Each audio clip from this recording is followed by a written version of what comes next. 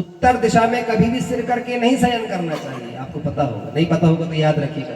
यहाँ वास्तु और सब मैं सब बताऊंगा आपको। आपके घर में किचन की क्या स्थिति होगी, सिंक कहाँ लगाइए, और घर में कितनी खिड़की। गृहस्थी को बहुत समस्या है भाई, उसको पता ही नहीं। अभी क्या हम एक जगह गए तो टीआई साहब की माता जी थी, वो हमारे ब्राह्मण जब धागा बांधने पहुंचे बाबूजी, तो वो दोनों हाथ आगे करती बोले महाराज जिसमें लगे उसमें बांध दो। अरे हमने कहा ऐसा थोड़ी होता है, धागा बांधने का भी विधान है, उसका भी मंत्र है, उसका भी स्थान है। माताएं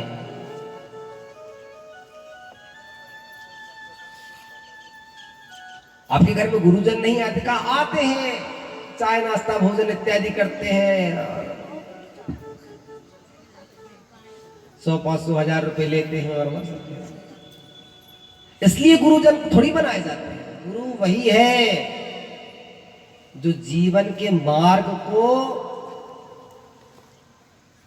पवित्र कर दे, सहज कर दे, सरल कर दे। इसलिए जीवन में गुरु की आवश्यकता होती है।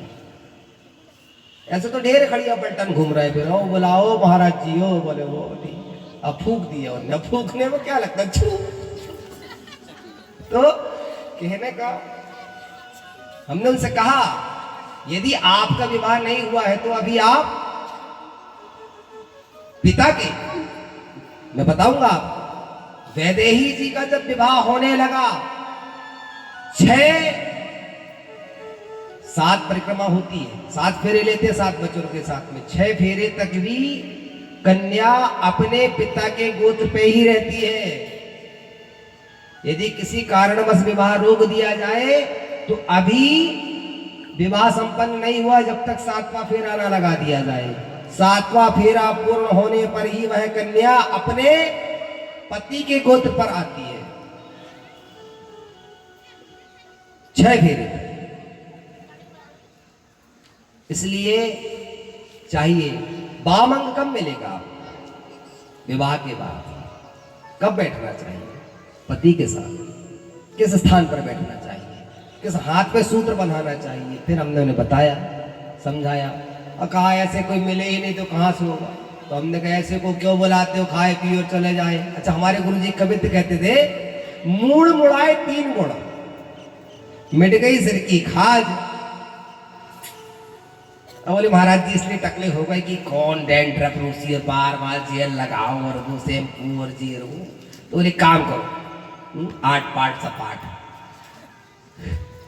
तो मूड़ मुड़ा ली। अच्छा, अब बोले क्या करें?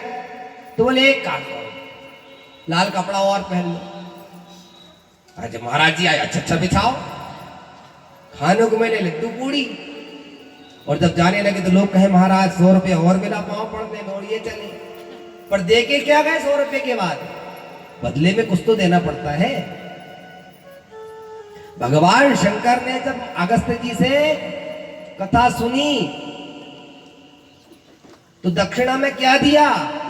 बाबा तुलसी कहते हैं उन्हें अभय भक्ति का वरदान दिया।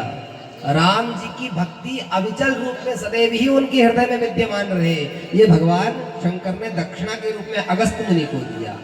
और हृदय विचारत जाते भगवान गए, कैलाश पर पहुंचे दोनों से। ये क्रम है। हम किसके पीछे जाते हैं? जहां भीड़ होती है। भीड़ के पीछे एक ही शब्द जोड़ा जाता है, भाड़। क्या जोड़ा जाता है? भाड़। एक आदमी की गलती से नाक कट गई, पता है आपको? अच्छा, आंख में ना दिखे तो बात बन जाएगी, चश्मा लगा लो। और कान में ना सुनाई पड़े तो कोई बात नहीं, मशीन लग जाएगी। बाल झड़ गए महाराज, जटलो मुंडी लिंजित केसा, यहाँ पर ये बताओ हम टकले हो गए तो क्या करे? तो कोई बात नहीं, दूसरी डुप्लीकेट लगा लो। पर इस बेचारी का तो कोई ऑप्शन है क्या? नाक अच्छा है भी आगे छिपाए तो कैसे छिपाए, भारी समस्या। देख अभी हमसे बोले महाराज मास्क लगा लो, हमको रोटी कैसे खाओगे? बोलो, तब तो भोजन करते समय तो आपको मास्क निकालना पड़ेगा। सभी चीजों की सुव्यवस्था है लेकिन नाक का कोई ऑप्शन नहीं है। अब उसको वो जहां जाता तो लोग अपने जो भी उसके रिश्तेदार रखते नाते द्वार तो वो कहते कि नक्के चाचा आ गए, नक्के ताऊ आ गए, बैठिए। और बच्चे मजा लेते, देखो नक्कटा आ गया। तो लोग चिल्लाते, अरे इस तरह मजाक नहीं करते, ताऊ है प्रणाम करो। अब वो घर में जाके बड़ा बेचारा विचार करने लगा कि बताओ लोग क्या क्या बोलते हैं मेरे पीछे, ऐसे तो जीवन नहीं जिया जाएगा, आप कट ही गई, इसका तो कोई ऑप्शन ही नहीं। तो मन में विचार किया क्यों ना हो साधु बन जाओ। तो गेरुआ कपड़ा पहन गया, अपने देश को छोड़ दिया, दूसरे देश चला गया और वहां जाकर के और बस भगवान का नाम और गुणगान करे। इतने में एक पहुंचा, उससे रहा नहीं गया, तो पूछ ही पड़ा, बोले महाराज कैसे में कटी, कम से कम ये तो बताओ। तो वो कहे कि रहस्य है, बहुत बड़ा रहस्य है। अरे नाक कटने में कोई रहस्य है? सूर्पनखा का लक्ष्मण जी एक क्षण में काट दिए थे, क्यों भाई मुझे? सूर्पनखा जैसे ही दौड़ी तो राम जी ने आदेश दिया, देखना भाई तुम्हारी भाभी की पीछे आ रही है। भगवान ने लिया और बस नाक और कान दो चीज काटे। और क्या महाराज आपकी तो नाक अकेली कटी है, कैसा रहस्य है? और सूर्पनखा का तो रहस्य था। तुलसीदास जी लिखते हैं कि अय्य कुमार मोर लघु भ्राता। ये अहि कौन है? ये लघु भ्राता जो लक्ष्मण है ये शेष नारायण ही है। ये पूर्व जन्म इसके पति थे और ये पत्नी है। दुष्ट हृदय दारुण दुख अहनी सूर्पनखा रावण की बहनी। या अहनी जो सर्पणी है ये सूर्पनखा है, पूर्व जन्म लक्ष्मण जी की पत्नी थी। मैं रहस्य बताऊंगा आगे, बहुत सारे रहस्य कथाओं में। तो उसने पूछा महाराज ये नाक तो का रहस्य है, बताइए कैसा रहस्य? अरे कहा एक दिन भगवान बड़े प्रसन्न हुए, मैं भजन कर रहा था। अच्छा महाराज फिर? भगवान प्रसन्न हुए तो मैंने कहा कि प्रभु बताइए आप, सिर काट दो? तो कहा रहने दे, वो तो रावण में काटा था, तू और कुछ काट। तो मैंने कहा नाक काट। तो भगवान बोले ठीक है। और बस मैंने क्या फिर देरी नहीं करी, उठाया तो नाक काट दिया। उस दिन से नाक कट गई। अच्छा महाराज, अच्छा नाक कटने बोले हाँ प्रभु देख ये दिख रहा है, ये लक्ष्मण जी के साथ खड़ी है। अब उसको लगे कि यहाँ तो कैमरा चल रहा है और बताओ ये कह रहे कि यहाँ राम, अब बोले इधर भी खड़े, ये दिख रहा है तुमको दिखे? बोले हमको तो नहीं। अरे ये लाल कलर का कपड़ा पहने, कितने सुंदर पीतांबरी धारण किए हुए। और उसके मन में भगवान को देखने की लालसा हुई, जिज्ञासा उत्पन्न हुई। तो बोले कि महाराज नाक कटे तो कटे, पर हम भगवान को देखें। हाँ बोले तुम 11 बजे रात में आश्रम में आओ। और उसको बुलाया। रात के 11 बजे उसकी भी नाक को काटा, नाक कट गई, रक्त प्रवाहित होने लगा। तो उसने थोड़ा सा घी दे दिया, बोले पढ़ ले। अब बोले भगवान, हाँ बोले बस आए रहे, अब भी बात हुई फोन में, पहुंच गए, बस स्टैंड पहुंच गए, बड़की बस स्टैंड आ गए, बस आने वाले हैं, 1.5 घंटे हो गए। अरे बोले भगवान जी नहीं दिखे? बोले जब हमको नहीं दिखे तो तेरे को कहां से दिख जाए? नहीं समझ रहे। उसने एक को अपने जैसे बनाया, दूसरे ने दूसरे को बनाया। एक दिन ऐसा समय आया कि नक्कटों का समूह चल पड़ा। एक नहीं कई 1000 गुने हो गए। और भीड़ के पीछे एक ही शब्द होता है भाड़, भीड़ भाड़ चल पड़ी। और हम भोले भाले, हम उन्हीं के पीछे चल पड़ते हैं। उन्होंने कहा अरे वो 5 सोमवार ऐसा कर लेना, वो फलाना हो जाएगा। चल, जो सामने प्रत्यक्ष रूप में है उनका हमने कभी पूजन नहीं किया और आडंबर में चले जा रहे हैं। चाणक्य कहते हैं ज्ञाने न मुक्ति न तुमंडने न, ज्ञान से ही मुक्ति मिल सकती है, ढोंग धतूरा आडंबर करने से मुक्ति नहीं मिल सकती।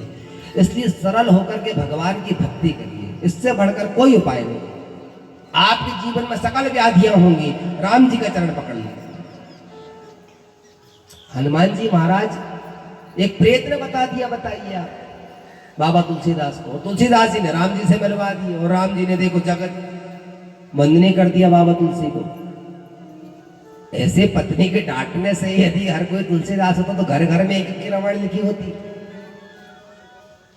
लेकिन सरलता और एक आश, जब तक एक दृढ़ विश्वास न हो।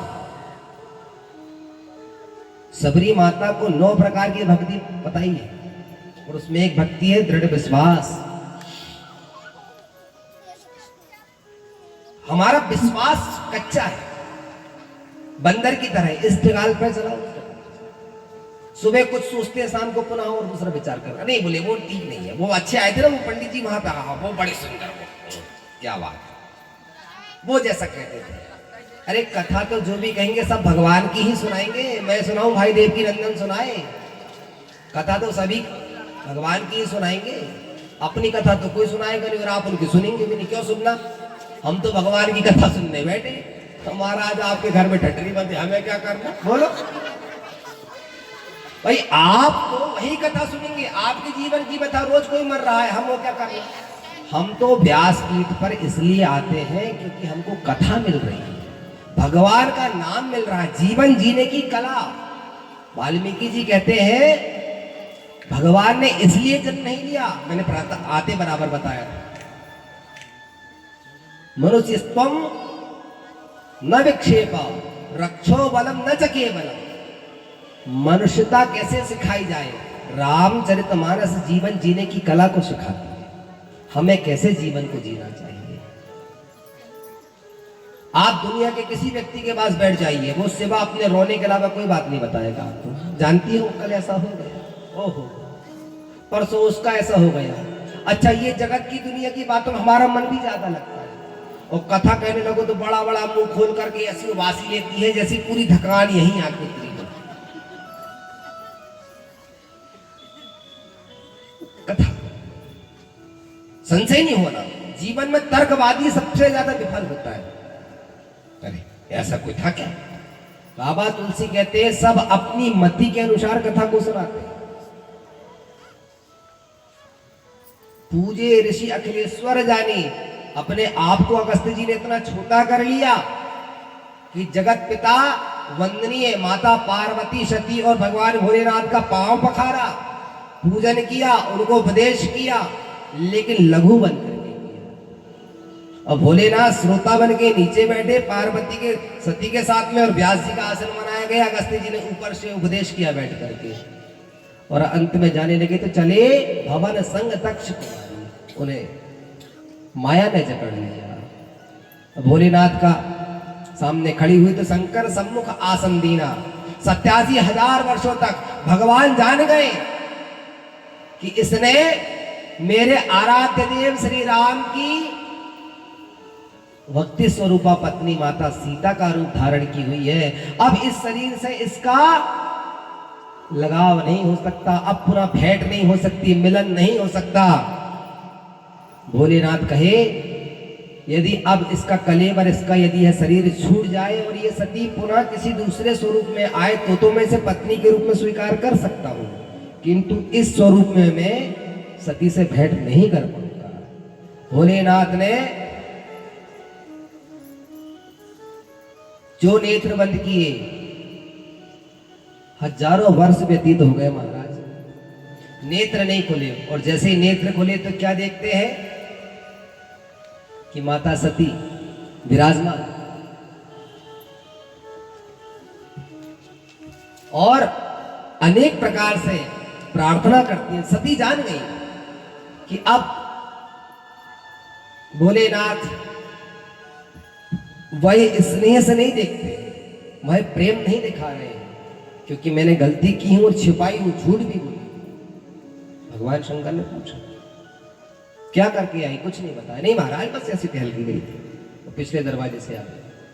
बताना था, मैंने सीता का रूप धारण किया, लक्ष्मण ने पहचाना पहले, पुनः राम जी ने कहा इस घनघोर वन में वृषकेतु कहाँ है, आपको पूछा, बताया नहीं। और जिधर देखती है उधर ही राम लक्ष्मण भरत शत्रुघ्न पूरा परिवार दिखाई देता है। मती भौरा गई, आई आकर के बैठ गई और प्रार्थना करने लगी। अब भोलेनाथ सब जान गए, त्रिपुरारी है, नेत्र बंद किए, दिव्यम ददामि ते चक्षु, दिव्य नेत्रों से सब जान गए क्या क्या कार्य करके आई हुई है सती। और बाबा ने जब देखा कैलाश पर्वत पर माता सती के साथ विराजमान रहे, 87,000 वर्षों तक भोलेनाथ को समाधि लगी रही। भगवान शंकर ने सामने आसन दिए, सभी लोग इस कथा को सुनाने लगे। उसी समय ब्रह्मा जी ने महाराज दक्ष को एक बहुत बड़ा पद दे दिया। क्या पद दे दिया? मैं तुम्हें प्रजापतियों का राजा बनाता हूं। और दक्ष प्रजापति बन गए। उसने एक बहुत बड़ा यज्ञ रचा और उसमें उन्होंने तीनों देवताओं को नहीं बुलाया, पिता ब्रह्मा को, महाराज भगवान नारायण को और भोलेनाथ को तो वो पहले से बैर करता था। एक धर्मसभा लगी हुई थी, उसमें जब प्रजापति आए तो सारे देवता उठ खड़े हुए, लेकिन त्रिदेव ब्रह्मा विष्णु महेश नहीं उठे, क्योंकि ये जगत पिता है।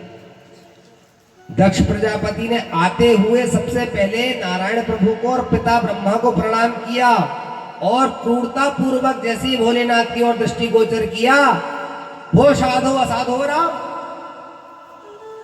गालियां देने लगा। मेरा दुर्भाग्य है ये कि मेरा जमाई बना हुआ है, इसकी क्षमता थोड़ी थी, इसकी औकात नहीं थी कि ये मेरे घर का दामाद बने। 60 पुत्रियों का विवाह किया है दक्ष प्रजापति ने, एक जमाई थोड़ी है, 60। और डूंडा बैल पर चलता है, शमशान की राह किसको प्रिय है? कहा गया है अपने गुरु और इष्ट की जो निंदा करता है उसे उसी समय मुंह तोड़ जवाब देना चाहिए, अथवा अपने में सामर्थ्य नहीं है तो कान में उंगलियों को लगा करके उसी क्षण उस समय स्थान का त्याग कर देना चाहिए। नंदी श्रृंगी भृंगी इत्यादि गण जो खड़े हुए थे उन्होंने श्राप दे डाला, हे दक्ष तुम जानते हो ब्रह्मादि देवासुरा सारे देव त्रिलोक्याधिपति सब जिनके चरणों में नतमस्तक होते हैं, अरे सबको देव कहते हैं तो महादेव कहते हैं, अब तो जाग जा। वो सम्मान समारोह रखा गया था और वह श्राप समारोह में परिवर्तित हो गया।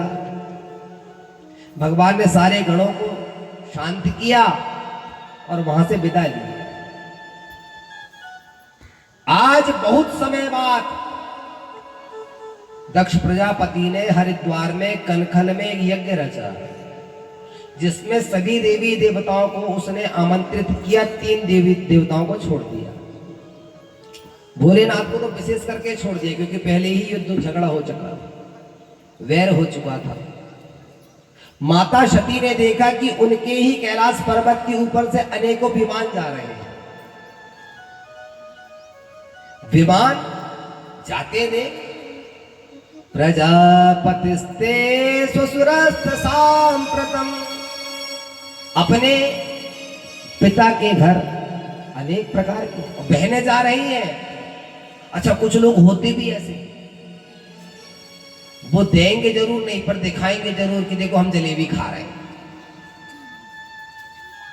देने का मन भी नहीं है लेकिन दिखाएंगे जरूर। एक आदमी की बड़ी आदत खराब थी, वो जहां भी जाए तो बस अपनी 5 उंगलियों में से सोने की अंगूठी मुद्री पहन ले और बस महाराज ऐसा। और एक सुनार के पास जैसी पहुंचा और उसने जैसी ऐसी भुजा को उठाया तो वहां इतना मोटा उसने कड़ा पहना हुआ था, जो दिखाया उनने ऐसे। तो कुछ लोग इस तरह से दिखावा भी,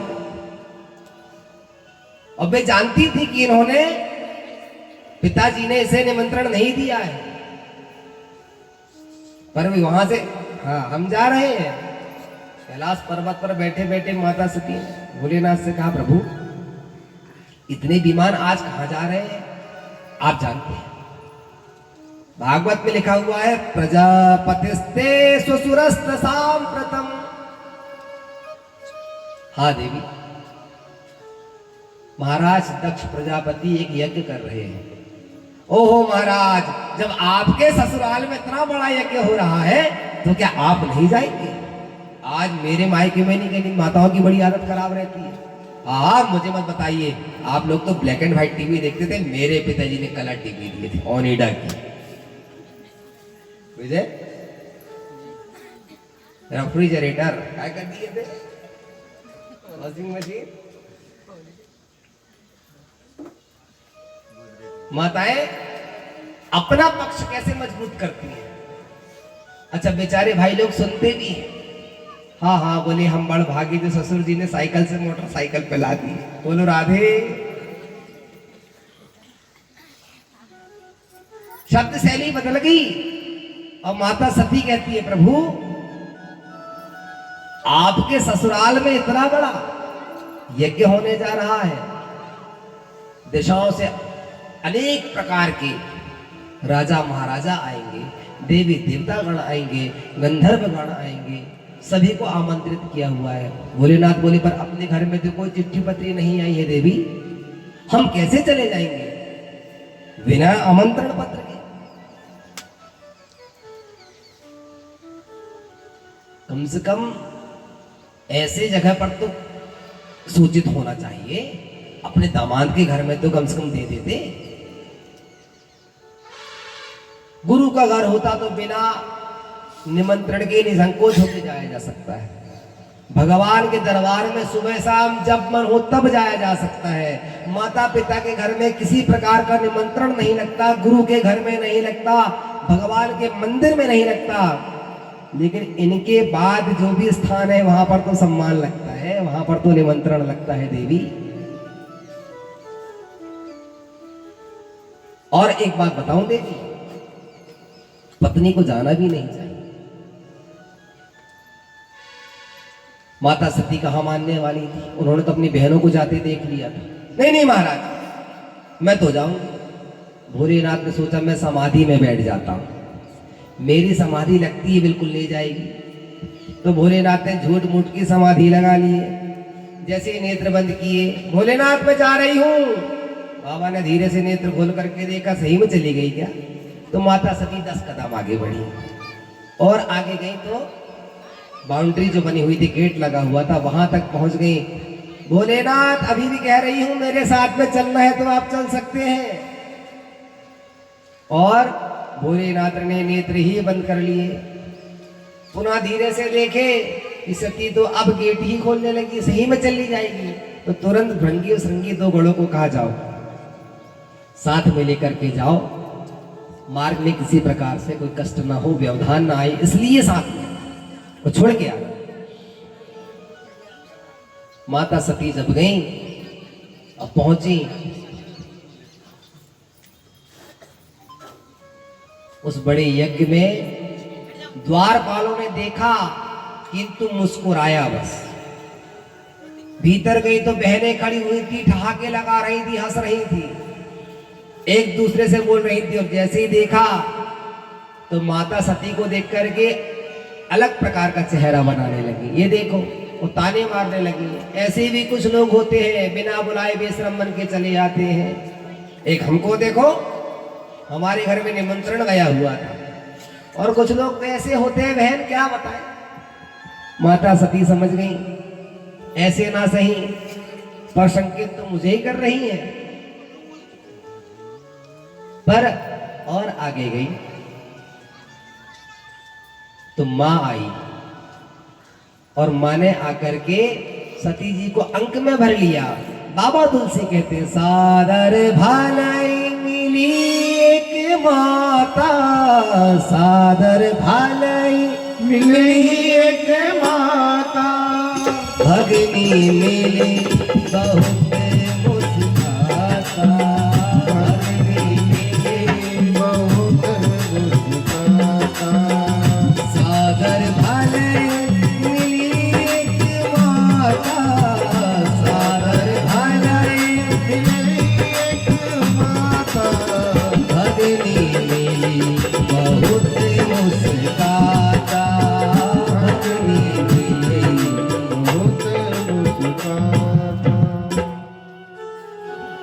जाई देखूं तब लागा।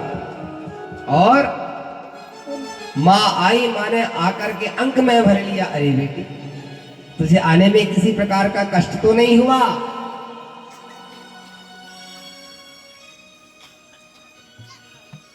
दामाद जी नहीं दिखाई दे रहे।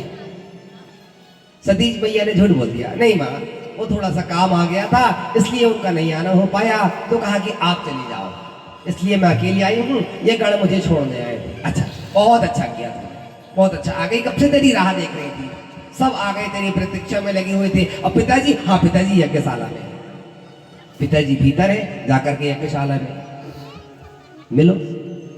और माता सती माँ से मिलकर के जब यज्ञशाला में पहुंची, महाराज दक्ष ने जैसे देखा तो देख करके अनदेखा कर दिया, नाक से कोड़ने लगे। जहां वार्तालाप करना चाहिए था, आचार्यों को उपदेश करने लगे। माता सती नजदीक में जाती, पिताजी अब तो कुछ बात करेंगे, क्योंकि मैं पिता की सबसे लाडली कन्या हूं। मैं जब तक घर पे रही सारी संपदा ऐसे रहती थी, पिताजी मेरे बिना किसी कार्य पर निर्णय नहीं लेते थे। और माँ से कहते थे सती जब तक है मेरे को दूसरे कार्य करने के लिए आवश्यकता नहीं पड़ती, सारा कार्य सती संभाल लेती है। पर जिस दिन से मेरी विदाई करी, पिताजी अकेले हो गए हैं, इतना बड़ा यज्ञ को कैसे कर रहे होंगे? पिता से वार्तालाप करना चाहती हैं, पर महाराज दक्ष तो पहले से ही अति अहंकार में डूबे हुए हैं। वो कैसे जान पड़ेंगी कि एक बेटी वत्सला होकर के जैसे बछड़ा अपनी माँ के पीछे चलता है, ऐसे आज सती मैया अपने पिता के पीछे पीछे चली जा रही है कि काश कुछ पूछेंगे, बेटी कैसे आई है, अकेली आई है, तेरे घर में निमंत्रण तो पहुंच गया था, और नहीं भी पहुंचा तो क्या बात है, पिता के दरवाजे तो बच्चों के लिए सदैव ही खुले रहते हैं। कुछ नहीं बोला, वार्तालाप ही नहीं हुई। अंत में माता सती ने देखा सारे यज्ञ में सभी देवताओं का भाग था, पर भोलेनाथ का कहीं भाग नहीं था। तस्मै नमः परम कारण कारणाय दीप्तो ज्वल ज्वलित पिंगलिलोचनाय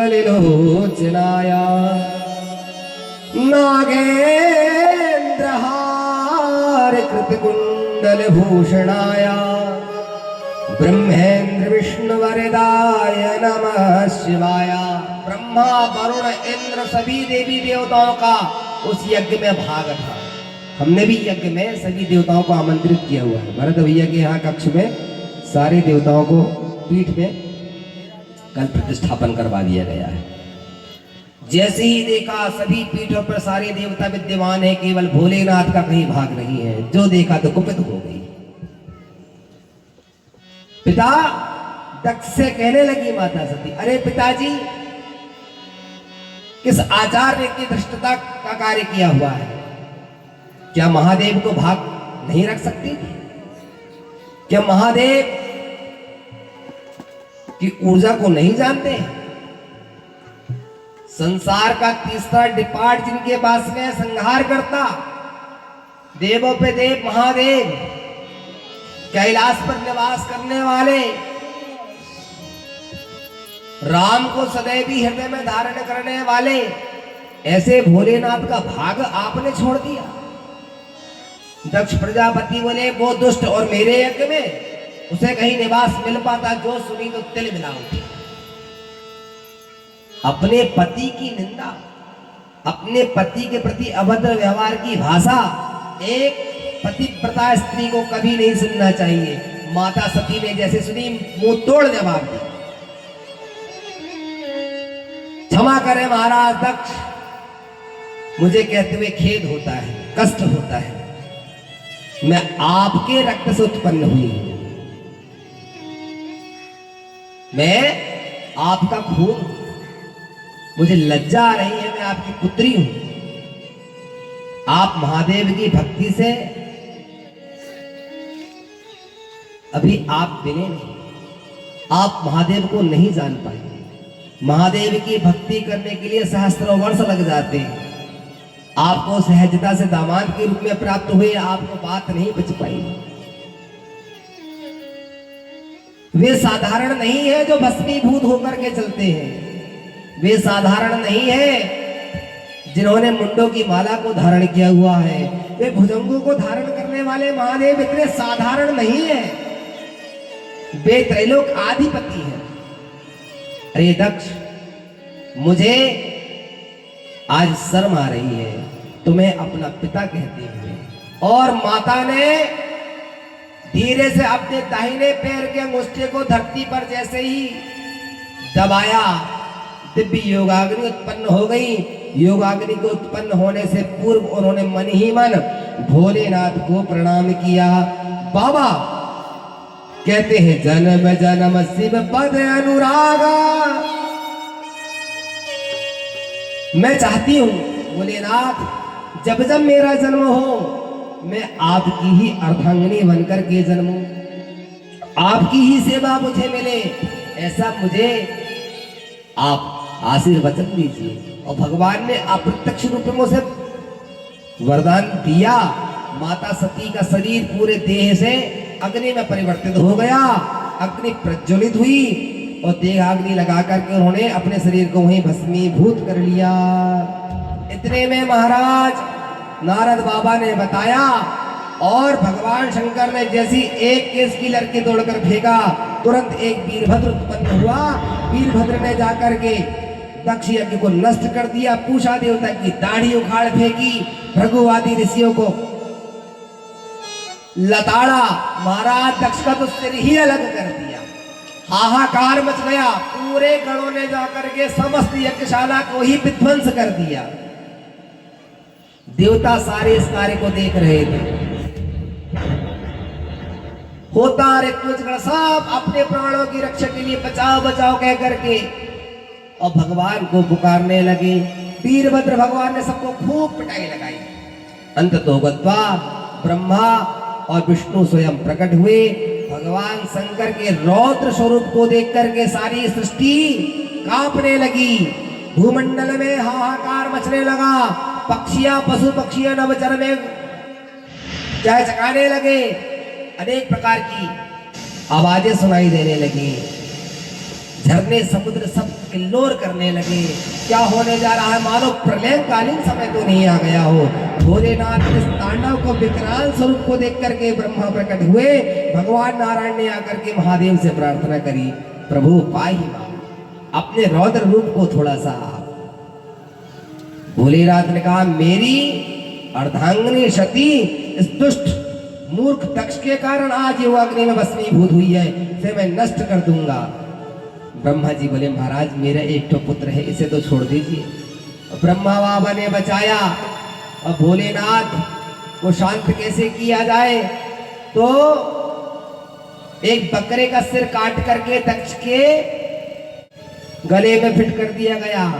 और जैसे ही उससे भोलेनाथ की वंदना करने को कहा गया तो वो बम बम बम बम करने लगा। और उसकी बम बम की भाषा को सुनते भोलेनाथ को हंसी आ गई। रौद्र अवस्था में बैठे हुए, क्रोध में बैठे हुए भोलेनाथ ने जैसे ही बम बम बम बम सुना, हर हर महादेव, सारी समाज ने हर हर महादेव कहा। बम बम जैसे ही सुना तो भोलेनाथ हंस पड़े। हंसते ही भोलेनाथ ने सबको अभय प्रदान किया। भगवान नारायण ने सभी को समझाया कि इस यज्ञ को पुनः जो इसमें फल मिलता हम तुम्हें देते हैं, जो त्रुटियां हुई। और भोलेनाथ कि आज से जो भी पूजन में अंत में हर हर महादेव कहेगा अथवा बम बम भोलेनाथ कहेगा। भगवान शिव का एक नाम है आशुतोष। आशु माने शीघ्र, तोष माने प्रसन्न, जो बहुत जल्दी प्रसन्न हो जाता है। ऐसे भोलेनाथ की कथा में अंत में जो बम बम कह देता है उसके सकल मनोरथ पूर्ण हो जाते हैं, भोलेनाथ प्रसन्न हो जाते हैं। बोले शंकर भगवान की।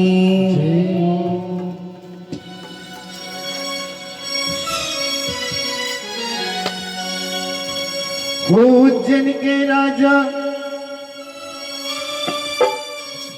कभी कृपा नजरिया, ओ राजा महाराजा कभी कृपा नजरिया, दुनिया पे डालना रे मेरे भोले राजा। उज्जैन के राजा महाराजा कभी कृपा नजरिया दुखिया पे डालना रे। ओ मेरे भोले राजा उज्जैन के राजा कभी कृपा नजरिया दुखिया पे डालना रे। उज्जैन के राजा कभी कृपा नजरिया उज्जैन के राजा कभी कृपा नजरिया दुखिया पे डालना रे। ओ दुखिया पे डालना रे। राजा महाराजा कभी कृपा नजरिया राजा महाराजा कभी कृपा नजरिया दुखिया पे डालना रे। ओ मेरे भोले राजा उज्जैन के राजा कभी कृपा नजरिया दुखिया पे डालना रे।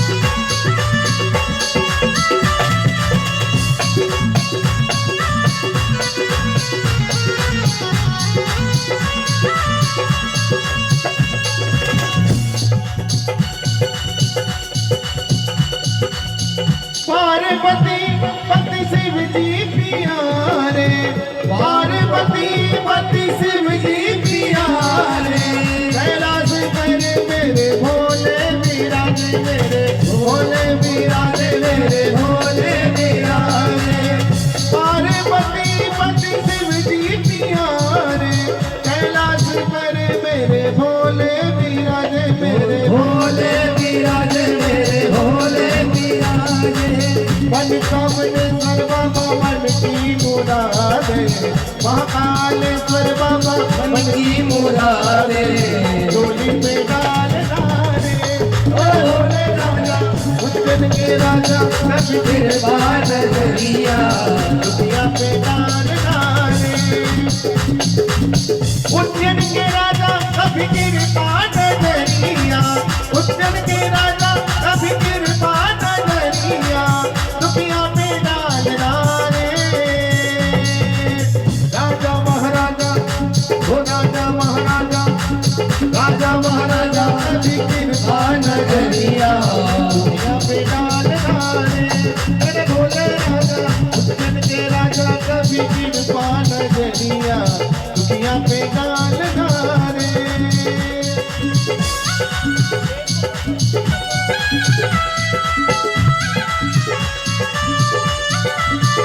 जय जय